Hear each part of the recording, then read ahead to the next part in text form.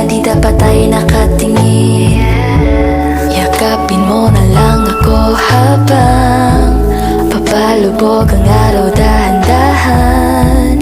Hayaan na muna natin ang mga bagay na kung saan-saan lang tayo na dinadala. Huwag mag-alala hanggang mag-umaga na. Pikit mga mata, dala ko